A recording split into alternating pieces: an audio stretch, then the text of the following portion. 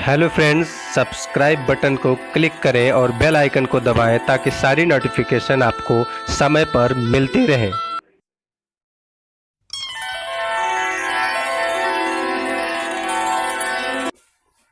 Hello friends, मैं हूं मनोज पांडे और आप देख रहे हैं अपना YouTube channel study point and classes. बहुत बहुत स्वागत है आप सभी का आज इस वीडियो में।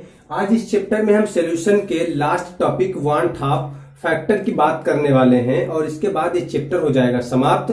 और हाँ, मैं एक बात आपको बता दूं कि अगर टाइम शेष रहेगा तो मैं आपको इस वीडियो में ही इससे रिलेटेड न्यूमेरिकल्स बताऊंगा, अन्यथा न्यूमेरिकल हम एक नए वीडियो में देखेंगे। तो सबसे पहले आइए शुरू करते हैं यहाँ कॉन्सेप्ट 1/2 फैक्टर की, 1/2 गुणांक की।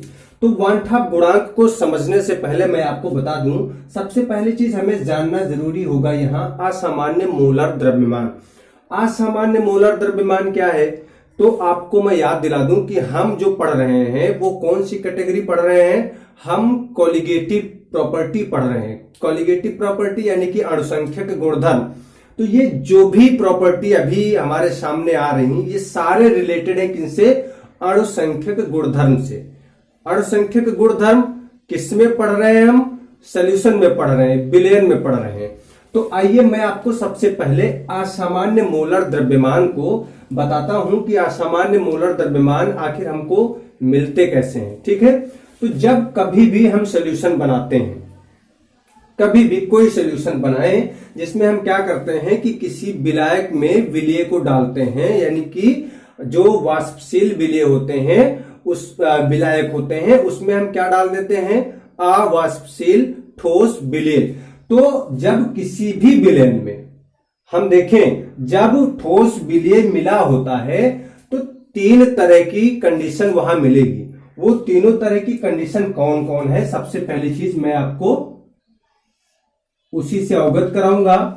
उसके बाद में आप हमेशा के लिए असामान्य मोलर द्रव्यमान को समझ जाएंगे।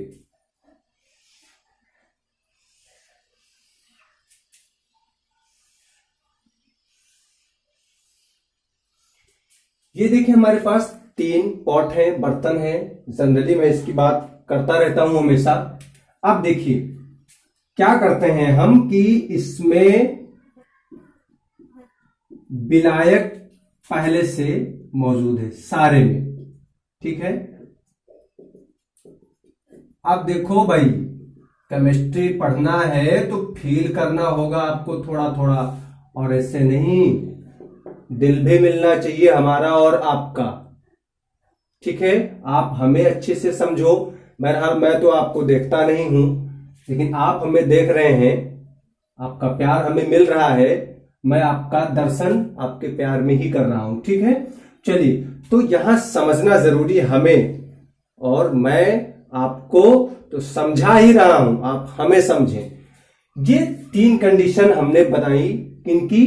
विलयन की। अब इसमें कौन सी चीजें मिलाए हैं हम? देखिए, जैसे सपोज दैट हम क्या कर रहे हैं कि 4 मोल या 4 मॉलिक्यूल हम ठोस के मिला रहे हैं, यानी कि विलय के मिला रहे हैं। ये सॉल्यूट है, ठीक, 4 मॉलिक्यूल। और अगर वो चारों मॉलिक्यूल हमारे विलयन में आकर के सिर्फ और सिर्फ 4 ही की संख्या में हो गए, तो यानी कि जितना विलय हमने मिलाया, जितने मोल हमने मिलाए, उतने ही मोल वो विलयन में मौजूद है। ठीक बात। दूसरी ओर देखें, दोबारा हमने एक अलग तरीके का विलय लिया, उसको हमने ऐड किया। अब यहां हमको क्या देखने को मिलता है कि ये जो 4 थे वो 8 हो गए, जस्ट डबल नंबर में। ठीक है, चलो, ये दूसरी कंडीशन हो गई। तीसरी कंडीशन क्या है कि भाई 4 मॉलिक्यूल या 4 मोल्स या 4 नंबर में हम ले रहे हैं, अणुओं को ले रहे हैं या विलय को ले रहे हैं। ठीक, और ये जब विलय विलायक में जाते हैं तो ये सिर्फ 2 हो जाते हैं। ठीक बात, अच्छे से समझिए एक चीज को। यहां जितने नंबर ऑफ मोल थे उतने नंबर ऑफ मोल सॉल्यूशन में है। यहां जितने नंबर ऑफ मोल थे किसके, सॉल्यूट के, just double number of mole हो गए इन सॉल्यूशन। यहां देखें जितने नंबर ऑफ मोल थे उसका जस्ट हाफ यानी कि आधा हो गया नंबर ऑफ मोल किनमें, सॉल्यूशन में। तो अभी तक हम जो कैटेगरी पढ़ते थे उस कैटेगरी में हमने देखा कि जो नॉर्मल मास हमारा था उसी को हम क्या करते थे, एक्चुअल वैल्यू मानते थे। लेकिन अब यहां अगर हम देखें तो इस कंडीशन में हमें दूसरी चीज मिल रही है, वैल्यू हमारे अलग मिल रहे हैं। राइट बात ना। यहां के लिए मैं एग्जांपल आपको बता दूं कि ये क्या हो रहा है, यहां क्या हो रहा है, यहां क्या हो रहा है। तो यहां जितने अणु हम मिला रहे थे, ठीक बात, उतने ही हैं। तो यहां तो ना तो संयोजन हो रहा है और ना ही वियोजन हो रहा है। क्यों? क्योंकि भाई जितने नंबर ऑफ मोल थे उतने ही नंबर ऑफ मोल हैं। एग्जाम्पल के तौर पर अगर यहां हम देखें तो एग्जाम्पल के तौर पर अगर जो है शुगर को आप ले लें, शुगर को ले सकते हैं हम, ठीक है। यूरिया है, यूरिया, ठीक है। ऐसे ही बहुत सारे एग्जाम्पल हैं जो क्या करते हैं कि डीएसोसिएट नहीं होते हैं। वाटर में ना एसोसिएट होते हैं ना डीएसोसिएट होते हैं, यानी कि ना वो नंबर ऑफ मोल में ज्यादा होंगे ना नंबर ऑफ मोल में कम होंगे, जितने थे उतने रहेंगे, ठीक है। लेकिन यहां आप देखें तो यहां एग्जाम्पल में मैं ये जो विलय है, विलय के तौर पर मैं क्या बता रहा हूं, यहां NaCl को ले लिया। किसको लिया? NaCl को। बहुत सारे एग्जाम्पल अभी आगे आप लेंगे और देखेंगे। तो NaCl क्या हुआ कि NaCl को अगर आप देखें, इसको वाटर में हम डीएसोसिएट कर रहे हैं तो Na प्लस और Cl माइनस। अगर मान लिया जाए NaCl का 1 मोल हमने लिया है, ठीक है, तो यहां कितने मोल हो रहे हैं? 1 मोल तो हमें मिल रहा है Na प्लस और 1 मोल हमें मिल रहा है Cl माइनस। तो जस्ट नंबर इन डबल, यानी कि क्या हो गए, दुगुनी संख्या में हो गए। ये यहां 1 मोल था, यहां 2 मोल हो गए। आई बात समझ में ना। यानी कि 4 है तो कितना हो गया, 8। इसको भी आप 4 लोगे तो कितना हो जाएगा, 8 हो जाएगा। अरे भाई आप इसको 4 करके देखो तो ये 4 मोल हो गए। तो Na आपको 4 मिलेगा, Cl भी आपको कितना मिलेगा, 4 मिलेगा। 4 और 4 कितना हो जाएगा, 8 हो जाएगा। अब यहां की बात अगर करें तो यहां क्या होता है, यहां ऐसे अणु है कि जो जैसे मान लिया जाए कि आप उनको 2 नंबर मिले, तो जैसे सपोज दैट 2A, कोई एक मॉलिक्यूल है, 2 की संख्या में हमने लिया और वो क्या बन गया, A2 बन गया। यानी कि वो जो यहां 2 अणु थे वो कितने हो गए, 1 हो गए। कैसे? देखिए, जब हम बेंजीन में चाहे बेंजोइक एसिड को ले लें या एसिटिक एसिड को ले लें, जब हम घोलते हैं तो वहां वो 2 मॉलिक्यूल एक साथ आकर के एक मॉलिक्यूल बना लेते हैं। तो अगर मान लिया जाए हमने 100 मॉलिक्यूल लिए तो 100 मॉलिक्यूल सॉलिड के रूप में जब वो सॉल्वेंट में जाएंगे तो कितना हो जाएंगे, 2 मॉलिक्यूल मिलकर के 1 हो जाते हैं। तो 100 का कितना हो जाएगा, 50 हो जाएगा। आधा हो जाएगा, नहीं हो जाएगा। तो वही चीज है यहां कि यहां हम ऐसे सॉल्यूट को ले रहे हैं, सपोज दैट CH3 COOH है, ठीक है, और C6H5 COOH है, बेंजोइक एसिड, ये भी है। तो यही चीज जो है हम बताना आपको चाहते हैं कि यही असामान्य मोलर द्रव्यमान है कि हम मानते कुछ और हैं, डालते कुछ और है और अंदर हमें सॉल्यूशन में मिलता कुछ और है। तो अगर यहां हम मान लें कि मान लीजिए इसका मोलर द्रव्यमान 50 था, सपोज दैट, तो अब ये जब यहां आकर के नंबर में डबल हो गए तो मोलर द्रव्यमान भी क्या होगा, डबल हो जाएगा। या उसके जो अणुसंख्यक गुणधर्म है, कौन कौन से अणुसंख्यक गुणधर्म आप देखें, जो अणुसंख्यक गुणधर्म P1 not minus P1 upon P1 not है, ये क्या है? अरे भाई, जो वाष्प दाब में आपेक्षिक अवनमन हो रहा था, ठीक है, रिलेटिव वेपर प्रेशर, तो वो क्या होगा, जितने अणु की संख्या बढ़ेगी उतने ये भी बढ़ेंगे, relative number of vapour pressure वो भी बढ़ जाएगा, ठीक है। अब जितने अणु घटेंगे, यहां क्या हो रहे हैं, घट रहे हैं, तो उसी हिसाब से ये घट भी जाएंगे। सारी प्रॉपर्टी, आप चाहे अपेक्षिक वाष्प दाब में अवनमन हो, चाहे क्वथनांक का उन्नयन हो, चाहे हिमांक का अवनमन हो, और चाहे परासरण दाब हो, अगर अणुओं की संख्या सॉल्यूशन में बढ़ती है, किसकी, सॉल्यूट की, विलेय की, तो उसी हिसाब से, उसी के अकॉर्डिंग आपकी कोलिगेटिव प्रॉपर्टी भी बढ़ जाएगी, ठीक है। और अगर वो कम होंगे तो उसी के रिलेटेड आपकी कोलिगेटिव प्रॉपर्टी भी कम हो जाएगी, ठीक बात है ना। क्यों? क्योंकि जो अणुसंख्यक गुणधर्म है वो किस पे डिपेंड करते हैं, colligative properties depend on the number of molecule, not nature of molecule of solute. यानी कि सॉल्यूट के नेचर पर डिपेंड नहीं करता है प्रकृति की वो कैसा है, डिपेंड करता है कि नंबर ऑफ मॉलिक्यूल कितने हैं, नंबर ऑफ मोल कितने हैं, नंबर ऑफ सॉल्यूट कितना है, ठीक है। तो जितने नंबर ऑफ सॉल्यूट होंगे उतने कोलिगेटिव प्रॉपर्टी भी इफेक्टिव होगी। अगर नंबर ऑफ सॉल्यूट बढ़ रहे हैं, मोलों की संख्या बढ़ रही है, तो कोलिगेटिव प्रॉपर्टी भी हमारी उसी के अकॉर्डिंग बढ़ेगी, डायरेक्टली प्रोपोर्शनल हो जाएगी, ठीक है। तो असामान्य मोलर द्रव्यमान जो है, ये कुछ छोटे छोटे टॉपिक से हमने देख लिया।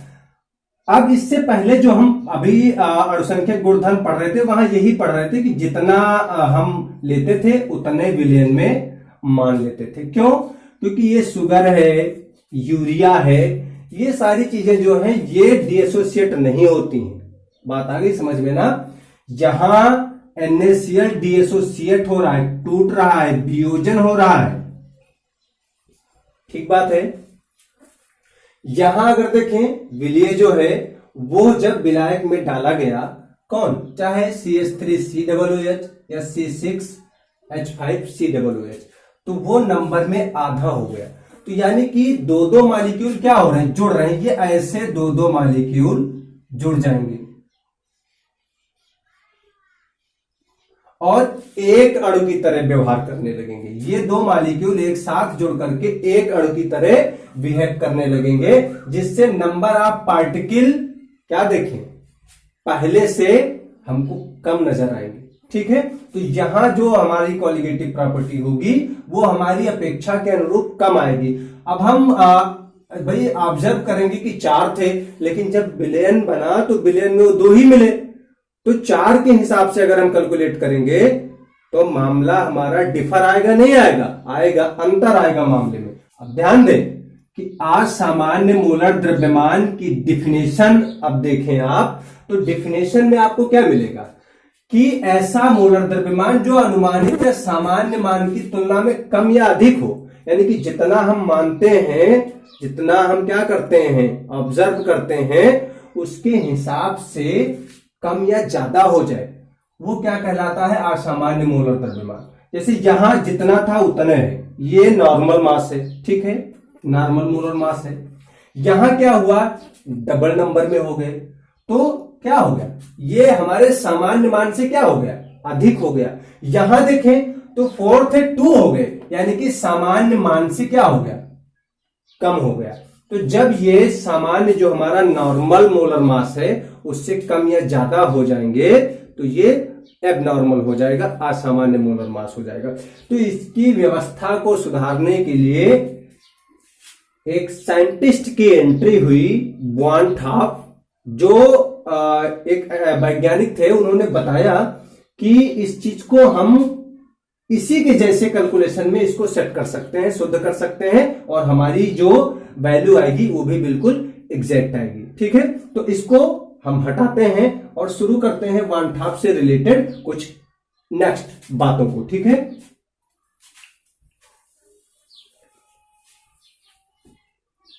चलिए, वान ठाप गुणांक ये 1880 ईस्वी में इन्होंने एक नियम दिया था कि जब कभी भी किसी विलय यानी कि विलायक में विलेय को डाला जाए तो उसके जो अणुसंख्यक गुणधर्म में जो परिवर्तन आता है, यानी कि नंबर ऑफ मोल घटते और बढ़ते हैं, या मोलर मास घटता और बढ़ता है, या number of molecule, number of particle घटते और बढ़ते हैं, तो उनको हम एक फैक्टर के द्वारा सही कर सकते हैं, कैलकुलेट कर सकते हैं।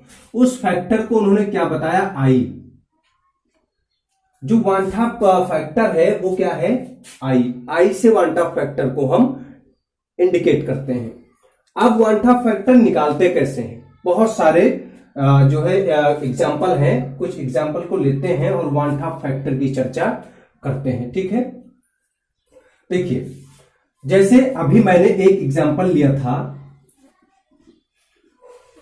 NaCl का, इसका एग्जाम्पल लिया था NaCl का, इधर से बताते हैं आपको, NaCl। तो NaCl क्या होता है, ये डीएसोसिएट होता है, यानी कि वियोजित हो जाता है।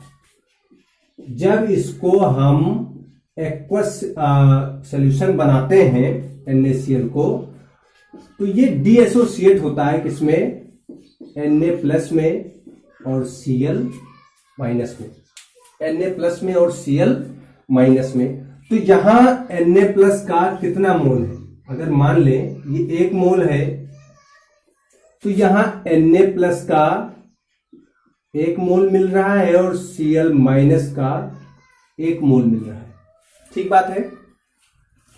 दूसरा एग्जांपल देखते हैं। एग्जाम्पल को पहले आप एसोसिएशन और डीएसोसिएशन में देख लें, फिर डायरेक्ट हर एक एग्जाम्पल के आई के मान निकालने का तरीका देखते हैं। MgCl2 को अगर आप डीएसोसिएट करेंगे, यहां भी अगर ये वियोजित होंगे तो Mg कितना 2 प्लस हो जाएगा, क्योंकि आयन की संख्या Mg पर 2 प्लस में होती, और Cl क्या हो जाएगा माइनस में 2Cl, क्योंकि यहां 2Cl है।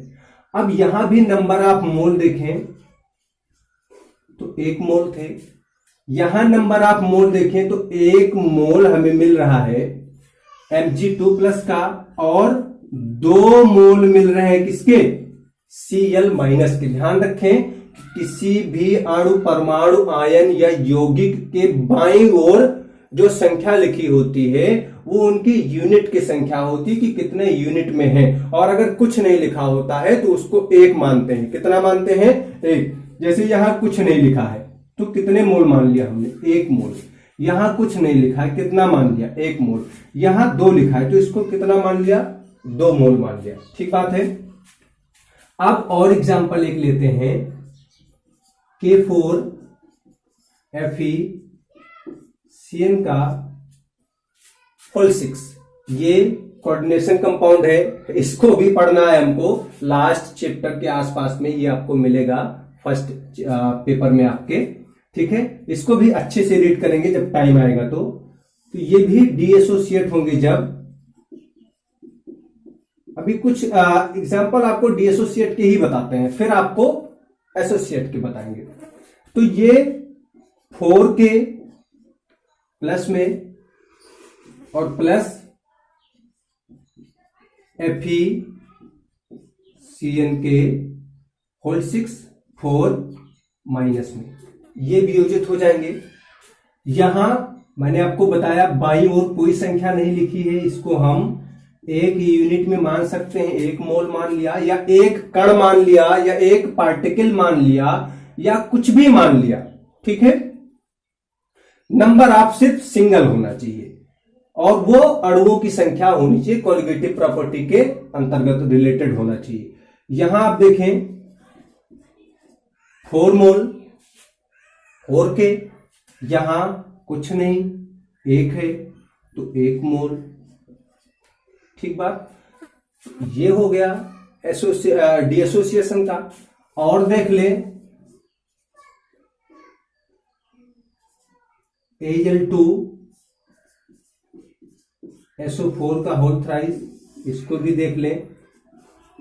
इसको भी जब जल में डालेंगे तो ये सारे डीएसोसिएट हो जाएंगे। क्यों? क्योंकि ये आयनिक यौगिक हैं और ये अपने आयनों में जल में टूट जाते हैं।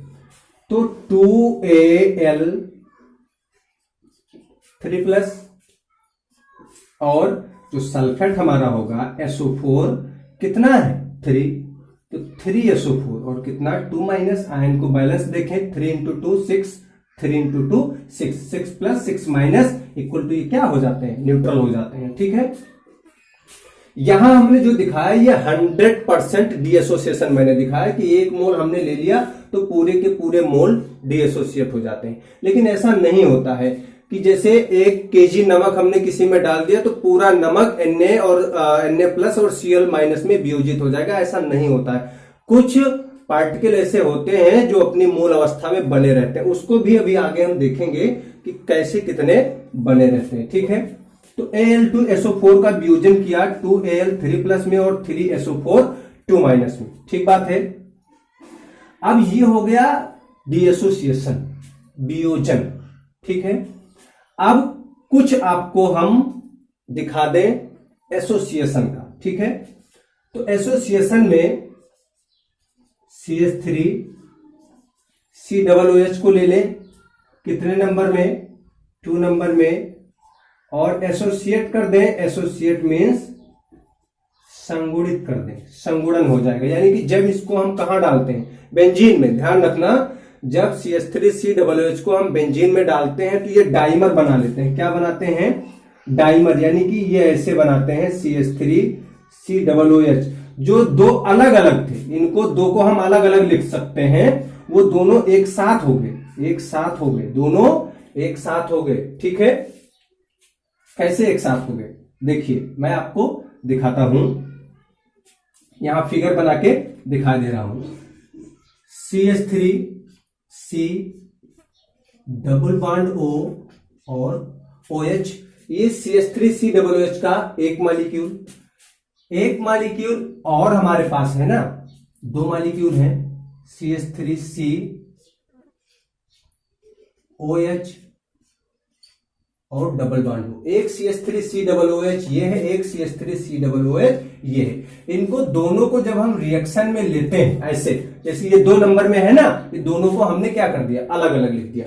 तो क्या होंगे, जब ये रिएक्शन करेंगे तो रिएक्शन में इनके बीच में बॉन्डिंग हो जाएगी, ऑक्सीजन और हाइड्रोजन के बीच में बॉन्डिंग हो जाएगी, और जो बॉन्ड हम देखते हैं उसे हाइड्रोजन बंध कहते हैं, हाइड्रोजन बॉन्ड बोलते हैं। और ये बन क्या गया, ये एसिटिक एसिड का डाइमर बन गया, द्वितीय बन गया। तो जो 2 नंबर में थे वो अब कितने नंबर में दिखने लगे, 1 नंबर में दिखने लगे। तो 1 नंबर में दिखने का मतलब क्या हो गया, संगुणन हो गया। ठीक है, जुड़ गए।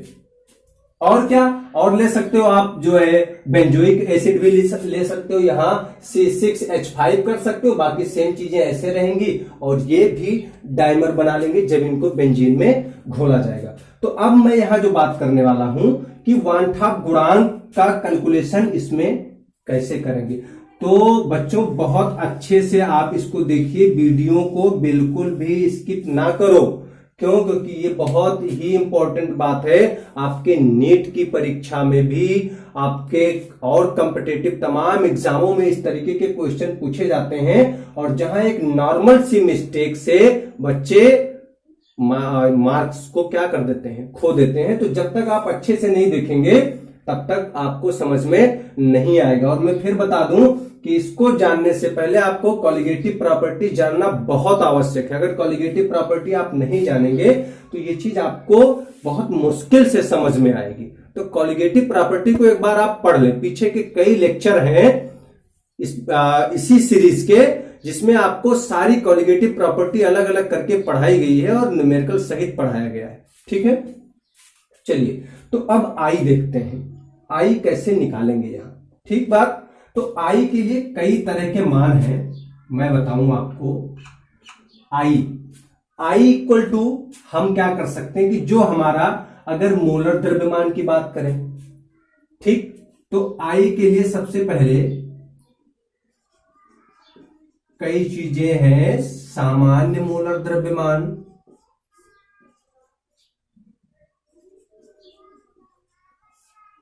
इसको लिखते रहे आप लोग, ठीक है। सामान्य मोलर द्रव्यमान अपान असामान्य मोलर द्रव्यमान,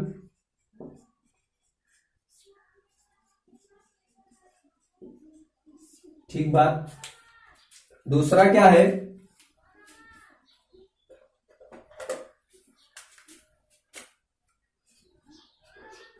दूसरा भाई ये है कि जैसे वियोजन के पश्चात कणों की संख्या या अणुसंख्यक गुणधर्म और वियोजन से पहले का अणुसंख्यक गुणधर्म, ये भी लिख सकते हैं हम।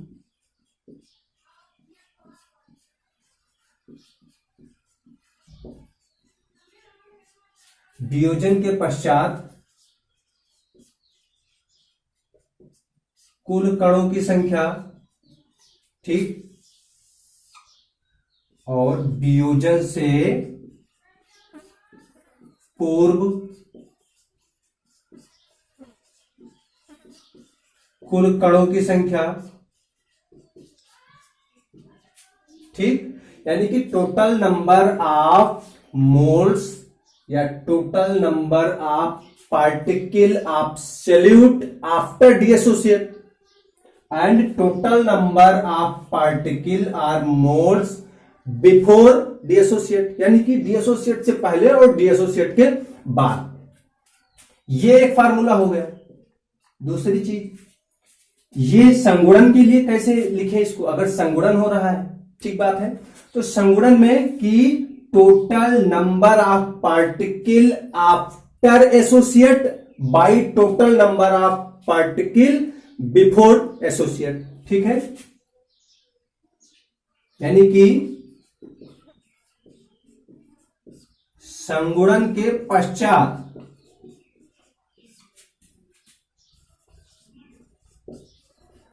कुल कणों की संख्या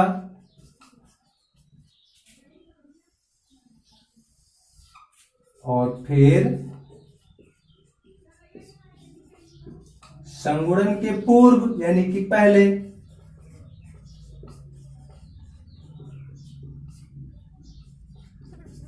कुल कणों की संख्या, ठीक बात। ये तीन चीजें हो गई। हम इन तीन चीजों से आई के मान का कैलकुलेशन कर सकते हैं, ठीक है। और एक रीजन में इसको और लिख सकते हैं कि संगुणन ऑब्लिक वियोजन, दोनों फार्मूले को मैं साथ में लिख रहा हूं। अगर वियोजन के लिए लिखेंगे तो वियोजन वाला लिख लेना, संगुणन के लिए लिखेंगे तो संगुणन वाला लिख लेना के पश्चात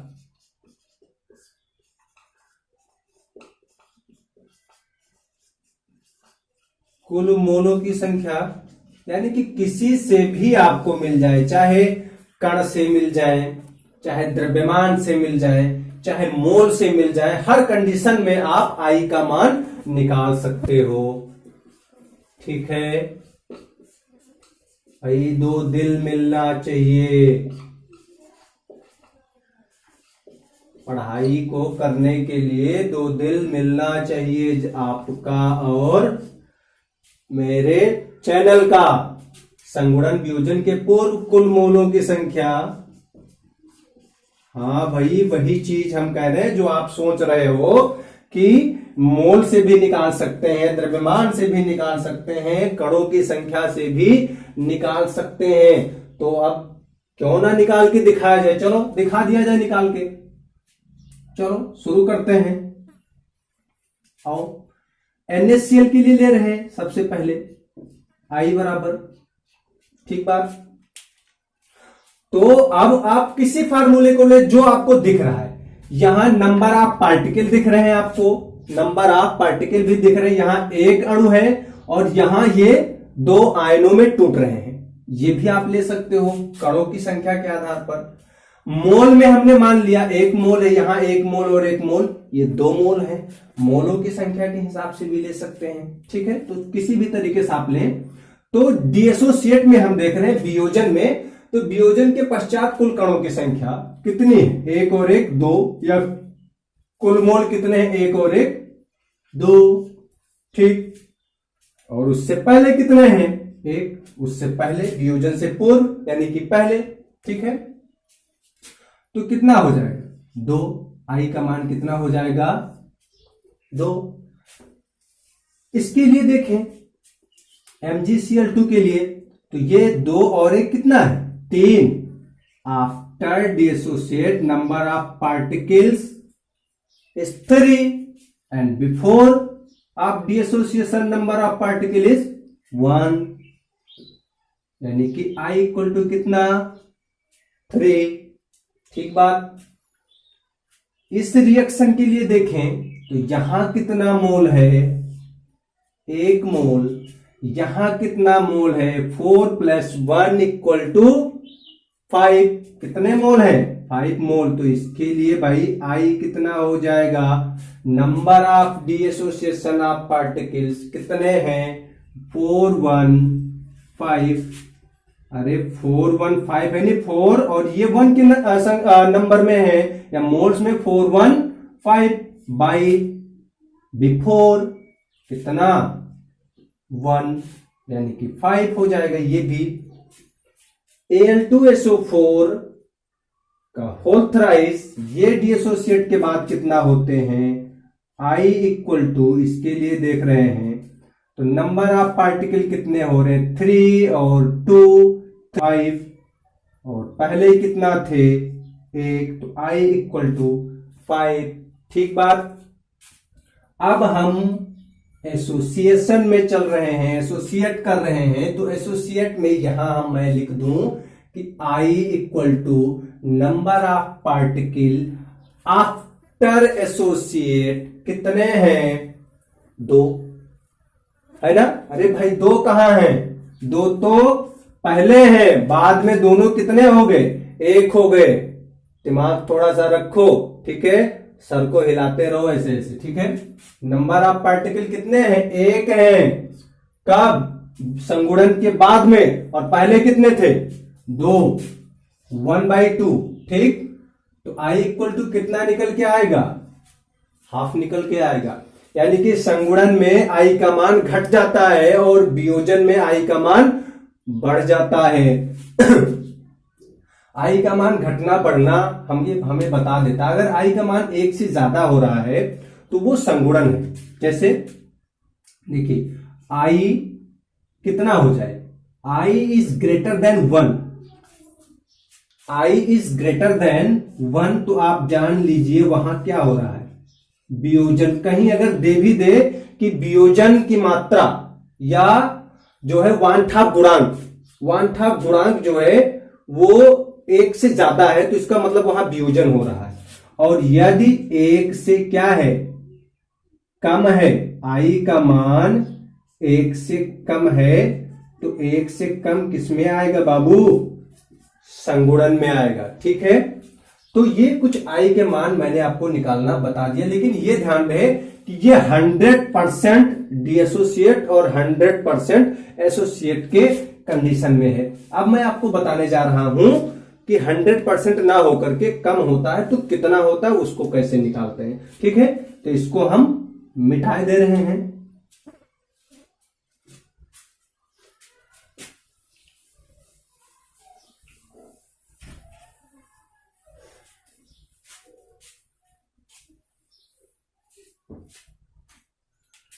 अब देखिए जो है कि 100% अगर वो डिसोसिएट या एसोसिएट नहीं होते, कम होते हैं, तो उसको कैसे निकालेंगे।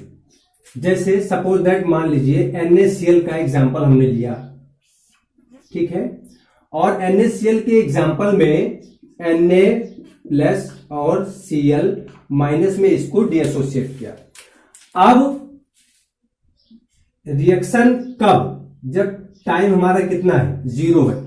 तो जब टाइम हमारा 0 है यानी कि हमने NaCl को विलायक में मिलाया ही नहीं, तो जो इसके मोलंस थे इसका वो कितना है 1 है। कब, जब T इक्वल टू कितना है 0, मिलाया नहीं, तो ना तो Na प्लस बनेगा ना तो Cl माइनस बनेगा। समझ लीजिए ये आपके न्यूमेरिकल का मेन बेस है। अगर इसको आप नहीं समझ पाएंगे तो आपके एक भी न्यूमेरिकल लगने वाले नहीं है। बहुत अच्छे से इसको देख लीजिए। तो T इक्वल टू 0 पर, ठीक है, NaCl के कितने मोल हैं? 1 मोल मान लीजिए, या 1 अणु है, ठीक बात है, या 1 kg, जो भी आप मान लें। कितनी चीजें हम बताए हैं आपको कि केवल पार्टिकल होना चाहिए, ठीक है, नेचर नहीं होना चाहिए, कैसा है वो। तो T इक्वल टू जब ये 1 है और किस समय पर? 0 पर, ठीक है, तो ना तो Na प्लस बनेगा ना तो Cl माइनस बनेगा। लेकिन जब टाइम को हमने बढ़ा दिया, यानी कि T इक्वल टू T का मतलब टाइम कुछ बढ़ गया, यानी कि हमने NaCl को मिला दिया। किसमें मिला दिया? किसी भी विलायक में। तो मान लीजिए मिलाने के बाद में Na प्लस और Cl माइनस कितना बन रहे हैं? X। मान लीजिए कि X मालिक्यूल जो है वो टूट रहे हैं। X मालिक्यूल, कितने मालिक्यूल? X। तो 1 से कितना घट जाएगा? X ही घटेगा ना, 1 से X घट जाएगा। अरे भाई Na प्लस और Cl माइनस जो टूट रहे हैं वो मान लीजिए X मालिक्यूल से टूट रहे हैं। तो X मालिक्यूल जब टूट रहे हैं तो इधर X बन भी तो रहे हैं, है नहीं? जितना इधर टूट रहे हैं उतने इधर क्या करेंगे? बनेंगे। अरे 1 Na टूटेगा, 1 NaCl, तो इधर कितना? 1 Na प्लस और 1 Cl माइनस बनेगा। यानी कि ये 1 थे तो इधर ये 1 ये टूट रहे हैं। तो अगर इधर ये X टूट रहा है तो इधर भी ये X और X बन रहे हैं। बात समझ लीजिए बहुत अच्छे से। और जो चीजें समझ में ना आएंगी वीडियो को फिर से रिवर्स करके देख लीजिएगा और कमेंट बॉक्स में मेरे बता दीजिएगा कि कौन सी चीजें समझ में नहीं आई है, ठीक है। तो X पार्टिकल्स टूट रहे हैं, ब्रेक हो रहे हैं, डिएसोसिएट हो रहे हैं, और X नंबर ऑफ NaCl और X number of Cl minus, यानी कि Cl माइनस और Na प्लस बना रहे हैं, ठीक बात। अब मैं वही बताने जा रहा हूं कि कितने डिएसोसिएट हो रहे हैं, डिग्री ऑफ डिएसोसिएशन क्या है। तो डिग्री ऑफ डिएसोसिएशन, इसकी जो मात्रा निकल के आएगी वो हम क्या मानते हैं? जैसे मान लो आप अल्फा लिखते हैं, एक्स लिख दिया है हमने, कोई दिक्कत नहीं है। एक्स की जगह आप अल्फा भी लिख सकते हो, ठीक है। एक्स की जगह आप क्या लिख सकते हो? अल्फा भी लिख सकते हो। मैं लिख के ही बता दूं कि कोई दिक्कत आपको ना पड़े, ठीक है। तो टोटल नंबर ऑफ पार्टिकल जो ब्रेक हो रहे हैं कितने हो रहे हैं? वहां आई बराबर क्या निकलेगा? आई बराबर देखें तो आई बराबर, देखिए इनको सारे को क्या कर देंगे? सबको ऐड कर देंगे। 1 प्लस 1 माइनस एक्स और प्लस एक्स और प्लस एक्स। ये ध्यान रखें, जहां हम इनको क्या कर देंगे? ऐड कर देंगे। 1 माइनस एक्स प्लस एक्स और प्लस एक्स। भाई कुल नंबर कितने हैं? जितने हैं उनको सबको क्या करना पड़ेगा? ऐड, एक प्लस एक माइनस, ये कैंसिल हो जाएंगे। तो आई इक्वल टू कितना बचेगा? 1 प्लस एक्स, 1 प्लस एक्स, ठीक बात है ना। ऐसे यहां आई निकलेगा किस कंडीशन में? जब हम डीएसोसिएट करेंगे। अब हम क्या कर रहे हैं? एसोसिएट कर रहे हैं। तो एसोसिएट में आई कैसे निकलेगा? आइए उसकी चर्चा करते हैं। देखिए डाइमर वाला जो है वही फार्मूला हम ले रहे हैं। CH3 COOH कितने नंबर में थे? 2 में।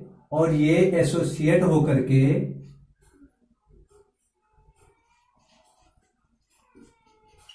एसोसिएट होने के बाद में ये 2 के नंबर में थे, जो कितने नंबर में हो गए? 1 के नंबर में, यानी कि दोनों ये मिल गए, ऐड हो गए। अब फिर से देखते हैं इसी कंडीशन में। जब T इक्वल टू क्या था? 0 था, तब इसके जो मोल थे मान लीजिए 1 था, या इसके जो पार्टिकल थे वो 1 थे। 2 नंबर में है ना, तो ये दोनों को मिला करके हमने मान लिया कि ये 1 थे, 1। और इधर क्या था? 0 था। इधर क्या था? 0। अब इसके बाद में जब t इक्वल टू टी यानी कि टाइम को थोड़ा सा बढ़ाया गया, बढ़ाने के बाद में क्या हुआ कि इस मोल में से, एक मोल में से क्या हो गया कि जो x की संख्या में अणु थे वो संगुणित हो गए x की संख्या में। तो x को हमने क्या कर दिया, घटा दिया। लेकिन संगुणन के बाद ध्यान रखें, यहां वियोजन के बाद अलग अलग बन रहे थे, टूट रहे थे, लेकिन यहां जब एसोसिएट हो रहे हैं तो ये दो जो एक अलग अलग थे, दो एक हो रहे हैं। तो यानी कि यहां जो कंडीशन होगी वो x/2 होगी भैया। कितनी होगी, x/2। जैसे समझे, जैसे मान लीजिए 100 अणु हमने लिया। कितने अणु लिया, 100 अणु, और उसमें से 20 अणु क्या कर रहे हैं, 20 अणु यानी कि x कितना है, 20 अणु डाइमर बना रहे हैं, द्वितीय बना रहे हैं।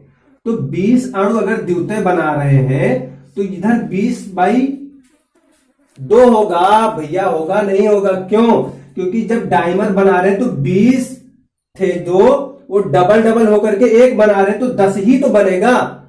कितना बनेगा, 10 ही बनेगा। तो डाइमर में हमेशा जो प्रोडक्ट बनेगा वो प्रोडक्ट जितने नंबर आप एसोसिएट हो रहे हैं उतने का क्या हो जाएगा, हाफ हो जाएगा। ये ध्यान रखिएगा। और ये चीज जो मैं आपको बता रहा हूं ये साम्यावस्था पर है, इक्विलिब्रियम पर। कब, कि जब ये संगुणित होना बंद हो जाएंगे या जब ये टूटना बंद हो जाएंगे। भाई साम्यावस्था वही है कि कोई रिएक्शन क्या हो जाए, जब बिल्कुल स्थिर हो जाए, यानी कि वियोजन और संयोजन की प्रक्रिया बिल्कुल स्थिर हो जाए, रुक जाए। उस अवस्था में जो वियोजित और संयोजित कणों के मोलों की संख्या होती है वो I के बराबर होती है। ध्यान रखिएगा कि जब किसी भी रिएक्शन में कण टूटते हैं या जुड़ते हैं, संयोजित होते हैं, वियोजित होते हैं, तो वो एक टाइम ऐसा आता है जब साम्य अवस्था आ जाती है, यानी कि टूटना और जुड़ना बंद हो जाता है। तो उस अवस्था में जो मोलों की कुल संख्या होती है, कणों की जो कुल संख्या होती है, वो 1/2 फैक्टर के बराबर होती है। ये ध्यान रखिएगा। तो यहां I बराबर अगर हम निकालें, क्योंकि ये साम्य अवस्था पर ही है, ये भी साम्य अवस्था पर है, साम्य अवस्था पर ये भी साम्य अवस्था पर। तो I बराबर यहां क्या हो जाएगा, क्योंकि मैं पहले बता चुका हूं साम्य अवस्था पर कुल मोलों की संख्या I के बराबर होती है। तो यहां भी जोड़ देंगे 1 - x कुल मोल, ये और ये सारे मोल, और प्लस x/2। ठीक है। तो अब ध्यान दें आप, ये कितना हो जाएगा, 1 - x/2। I इक्वल टू यहां कितना हो जाएगा। तो ये सारी चीजें बहुत इंपॉर्टेंट है, इनको समझ लीजिए। नहीं समझ में आएगा तो आप हमें कमेंट में जरूर बता दीजिएगा। मैं इसके लिए जब न्यूमेरिकल लेके आऊंगा तो फिर से इन चीजों को क्लियर करके और अच्छे से बताऊंगा। बहरहाल न्यूमेरिकल में मैं इन चीजों को फिर से क्लियर करूंगा। ठीक है। तो यहां हमने संयोजन वियोजन दोनों तरीके से I का मान निकालना सीख लिया। कब, 100% जब वो वियोजित होते थे तब, या कम वियोजित हो रहे हैं तब भी। अब इस I का मान अणुसंख्यक गुणधर्म में कैसे इसका उपयोग करेंगे, आइए उसको देखते हैं। अब देखिए, जैसे हमने पढ़ा था कि अणुसंख्यक गुणधर्म में नंबर 1 जो कॉलिगेटिव प्रॉपर्टी हमारी थी वो हमने पढ़ा था वाष्प दाब में आपेक्षिक अवनमन। ठीक है। Relative lowering vapour pressure. ठीक है। P1 - P1/P1 इक्वल टू कितना था, W2 × M1 W2 × M1/M2 × W1। Right बात है ना। दूसरी चीज क्या पढ़ी थी हमने, हिमांक में अवनमन या क्वथनांक में उन्नयन। क्वथनांक में उन्नयन delta T B, temperature of boiling point, इसमें भी हमने पढ़ा था कि के B into W2 into 1000 by M2W1। तीसरी कोलिगेटिव प्रॉपर्टी क्या पढ़ी थी हमने? टेम्परेचर ऑफ फ्रीजिंग पॉइंट, यानी कि क्या हो रहा था? लो हो रहा था, ठीक है। डिप्रेशन, फ्रीजिंग पॉइंट में भी डिप्रेशन हो रहा था, उसके लिए भी यही चीज है, केवल स्थिरांक चेंज हो जाएंगे, ये चीज ठीक बात है।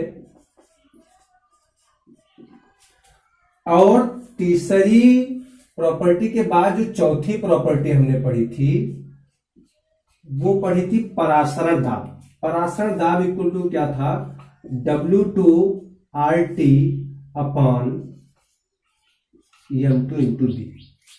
फिर से याद दिला दें आपको, ये चारों प्रॉपर्टी, वाष्प दाब में अपेक्षिक अवनमन, फिर क्वथनांक में उन्नयन, हिमांक में अवनमन और परासरण दाब। बहुत अच्छे से इसको पढ़ लीजिए, तभी आप वांछा गुणांक को समझ पाएंगे। अब इसमें फिर बताऊंगा आपको कि जैसे मान लीजिए किसी सॉल्यूशन में, भाई बोर नहीं होना है, साइंस है, जितने अच्छे समझ लोगे उतने अच्छा रहेगा। 4 मॉलिक्यूल इसमें डाल रहे हैं, तो वो कितने हो जा रहे हैं? 8 हो जा रहे हैं। समझिए, डीएसोसिएट बता रहे हैं हम, लेकिन हम तो जानते थे कितने हैं? 4 हैं, 4 ही रहेंगे, 4 हैं, 4 ही रहेंगे। तो 4 रहने पर इनमें से किसी की भी वैल्यू, चाहे जिसकी, चारों में से किसी की वैल्यू, अगर मान लीजिए, मैं यूनिट नहीं लिख रहा हूं क्योंकि सबकी यूनिट अपनी अलग अलग है, केवल आपको समझा रहा हूं। मान लीजिए 50 है, ठीक है, या सारे सब जो है, खास करके इतने तो टेम्परेचर से रिलेटेड है, या तो चलो मैं लिख दूं टेम्परेचर से रिलेटेड, मान लीजिए 5 केल्विन है, ठीक बात है। कितना है? 5 केल्विन। TF 5 केल्विन आ रहा है, या डेल्टा टीबी 5 केल्विन आ रहा है। कब? हम नंबर ऑफ मॉलिक्यूल जब 4 मान करके इसको सॉल्व करते हैं, कैलकुलेट करते हैं। तो जब हम डीएसोसिएट की बात करते हैं, जब हम प्रैक्टिकल करते हैं, प्रैक्टिकल करने के बाद में जो ऑब्जर्वेशन हमारा आता है वो कुछ और आता है, यानी कि 4 की जगह में 8 दिखते हैं, यानी कि डबल नंबर में दिखते हैं। तो ये भी क्या हो जाएगा? डबल नंबर में हो जाएगा। कितने नंबर में? डबल नंबर में हो जाएगा भाई, क्योंकि 4 थे 8 हो गए, तो ये भी क्या हो जाएगा? डबल नंबर में हो जाएगा। आई बात समझ में ना? तो जितने अणु घटेंगे, अब 5 है, अभी मान लीजिए ये द्वितीय बना ले, यानी कि ये 4 थे, कितने कितने हो गए? खाली 2 हो गए। तो ये कितना हो जाएगा? ये 0.5 से गुणा हो जाएगा, आधे से, क्योंकि आधा हो गया। यानी कि जितने परमाणु घटेंगे बढ़ेंगे उतने गुणा हमारा कोलिगेटिव प्रॉपर्टी भी डिक्रीज और इंक्रीज होगी, बढ़ेगी, ठीक है। यानी कि हमें हर बार, ये 0.5 क्या है? 0.5 नंबर ऑफ वांछा फैक्टर है। तो इसको हम क्या कर दें? गुणा कर दें। हर जगह क्या कर देंगे? हर जगह आई को गुणा कर देंगे, बस लो हो गया। आई का मान निकालना बता ही दिया आपको, ये चीज आप पहले से जानते थे। अब न्यूमेरिकल में आप आई का मान उठा करके यहां रख देंगे, या जो वैल्यू आएगी उसको आई से आप गुणा कर देंगे, न्यूमेरिकल आपका लग जाएगा, सॉल्व हो जाएगा, ठीक है। वांछा गुणांक की डिफिनेशन अगर आप देखो तो बहुत सामान्य बात आप लिख सकते हो कि सामान्य मोलर द्रव्यमान और असामान्य मोलर द्रव्यमान का अनुपात वांछा गुणांक कहलाता है। वियोजन के पश्चात कुल कणों की संख्या अपान वियोजन से पूर्व कुल कणों की संख्या का अनुपात भी वांछा गुणांक है। ऐसे ही इनको भी आप परिभाषा के तौर पर ले सकते हो, ठीक है। तो ये वांछा गुणांक से रिलेटेड जो टॉपिक था, अब ये हो रहा है समाप्त। न्यूमेरिकल की बात है, उसको देखेंगे अगले वीडियो में। तो ये वीडियो जैसा भी लगा होगा फ्रेंड्स, जरूर बताइएगा हमें। पूरी कोशिश रही है कि आपको अच्छे से समझाया जाए। आपका कमेंट, आपका सुझाव मेरे लिए अनिवार्य होता है। आप बताएं हमें कि कैसा लगा आपको। नए वीडियो में नए टॉपिक के साथ आपके साथ फिर मुलाकात होगी। तब तक आप मेरे चैनल के साथ बने रहें और हर एक वीडियो को आप सीक्वेंस में देखते रहें, क्योंकि जब भी वीडियो को आप मिस करोगे तो आप समझ लो कि आप एक लैडर पर, सीढ़ी पर आप एक एक पायदान को मिस कर रहे हो, और पायदान को मिस करने का मतलब आप सीढ़ी पर आगे नहीं बढ़ पाओगे। ठीक है, समझ में आ रहा है ना? चलो मिलते हैं अगले वीडियो में। तब तक के लिए बहुत बहुत धन्यवाद।